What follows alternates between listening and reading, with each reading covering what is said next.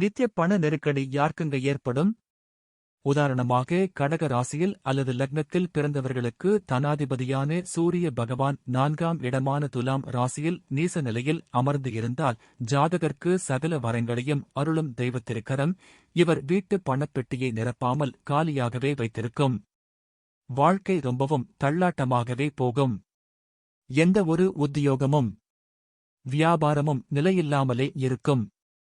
நித்திய டெய்லி பண நெருக்கடி, மனரீதியிலான பிரச்சினைகள், உறவுக்குள் ஏற்பட்ட உக்கிரமான பிரச்சினைகள் இவை எல்லாம் இவரை மடம், ஆசிரமங்களை நோக்கி ஓட வைக்கும். நிலம், சொத்து இருந்தாலும் அதனால் நன்மை உண்டாகாது. அது சம்பந்தமான தகராறுகள் வந்த வண்ணம் இருக்கும். சொத்துக்களை விற்று வேறு ஏதாவது வாங்க வேண்டும் என்றால் அது நடக்காது. குடும்பத்தில் பூசல்கள் பூத்துக் குலுங்கும். கண்ணுக்குள் பாசத்தால் வளர்த்தாலும் வாரிசுகளால் உதரப்பட்ட பெற்றோர்களாக இவரது பெற்றோர்களை தனிமையில் தவிக்க விட்டு விடுவார். என்றாலும் சமூகத்தில் அரசாங்கத்திலும் ஓரளவு பலம் பெற்று வலம் வருவார். அப்புறம் என்ன?